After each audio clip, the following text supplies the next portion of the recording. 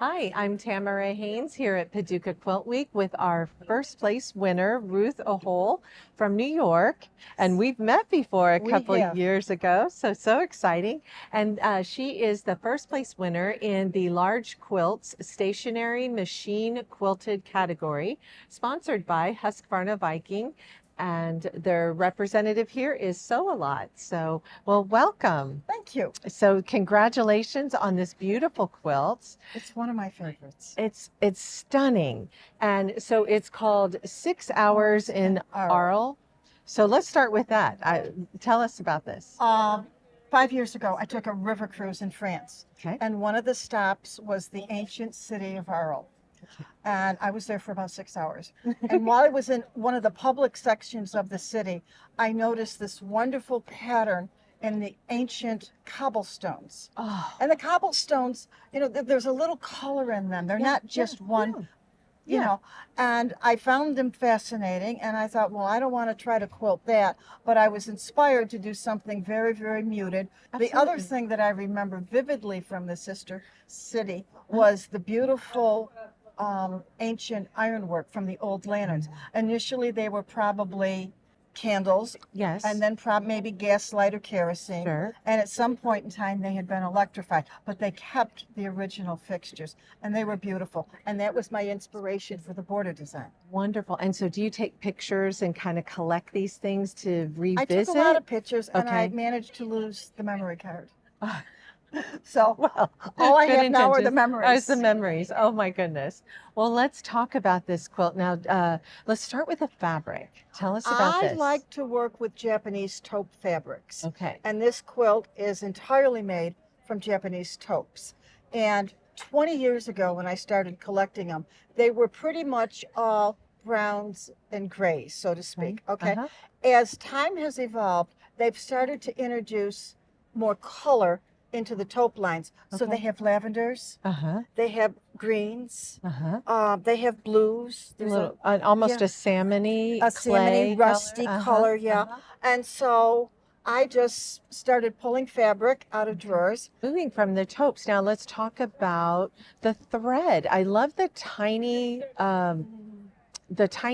quilting patterns that you've chosen for this. It's not very large. It's very, I very usually do rinky-dinky quilt, little okay. tiny quilting. Okay. I like to do the tiny quilting. I like heavy quilting. Okay. So when I went to start this quilt, I knew that I wanted a different pattern in the blocks than I did in what appears to be the This. background. The background is part of the block, Mhm. but they were all shaded out. Each block has a unique combination of three fabrics to highlight the colors in that block. And so I created a negative space to separate the quilting so it didn't get chaotic. Yes. And then after making I actually made quilting samples of this, trying to figure this out. This is what I settled on. Okay. And so I did the curvy Yes. kind of a barn rail thing in here. Mhm. And then I learned this from Diane Gaudinsky. It's considered Diane Chico Oh, okay. around them. Diane Chico. And then I did something a little different in the greens and something a Nice. little different in the borders. Nice. And so all freehand. All freehand. Okay. Any rulers to help or Nope. oh wow. Wow. Well, you are very good. Two Very hands. so what type of machine do you use to get this? I can do this on any machine. Okay. I started, and for 25 years, I just worked on a standard size sewing machine. Okay. And in the last few years, I've bought two of the new large head sewing machines. Okay. And they're really easy to quilt on. But I also have a table mounted long arm. It's a 20-inch head. Okay. This one was done on the 20-inch. Oh, gotcha. And so you like that movement of sitting and moving the fabric. Yes, I do Okay. not like to quilt standing up. I gotcha. Well, yeah, we're all different, aren't we? That's Yes, why we we are. need so many products and so many fabrics. And so, well, this is wonderful. You didn't tell us what thread you used. What type of thread? In the needle, I used 100-weight kimono silk. Oh, And in the bobbin, I use a very fine 100-weight thread called micro quilter. okay. And those two threads marry up very nicely. And if I'm going to do heavy quilting like this in little tiny motifs, I think it looks better with a finer thread. I do too. I agree. You've done a beautiful job I can't wait to see the next one.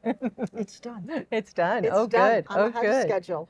Well, oh, I just noticed the border, this beading It's a beaded treatment. piping. It's a Okay. beaded piping. And so when you make the piping, you insert a row of pre-strung beads Okay. in the piping. And then after the piping is made, you sit and you sew around every bead Each to bead. pull the fabric in to give definition to the bead. And do you do that by hand or in a machine? Oh no, you do that by hand. Wow. So And I just want to go back to the candlelight things that inspired these feathers. I love the idea of this appliquing the feathers that we would normally see in quilting, but you've done it as a motif for your I applique. have seen a couple of quilts over the years where they did, and I think they were done with an ombre fabric, one that shades, Yes. and I liked it, Uh-huh. but I wanted to make mine daintier. So I drew my own design, Okay. and then I knew I had to bring the feathers into something. So I put a piece of bias binding where normally you would stitch Yes. a spine. Yes. And then each feather, I drew the design. I had to number the feathers because they're all different sizes, they're all different shapes. And then I took the fabrics and I shaded the fabrics and I said, okay, I'm going to do, say, these feathers around to the tip. And I would choose the colors, get the feathers on the quilt and sew them on the quilt. And then I would say, okay, now I'm going to go from here To do maybe a there. light. Yes. And I would try to make sure that I had a different side color Yes. feather on the other Yes. side. And I just kept shading the fabrics Love to get it. this kind of ombre Ombre, look. yes, absolutely. It is absolutely stunning. And that's what I did. The minute details. It's And beautiful. those were appliqued on by machine. Wonderful. They were Wonderful. appliqued by Yep. machine. Yep. And the bias went down by machine By as well. machine as well. Yeah. Well, Ruth, thanks so much again for spending a few moments with us. We so enjoyed your quilt. Thank you. And thank you so much to Husqvarna Viking, SVP, and their representative Sew-A-Lot for sponsoring this category, the large quilt stationary machine quilted. Thanks so much for joining us. We hope you learned something. We hope you've been inspired. We hope that we get to see your inspiration at a future Quilt Week show contest.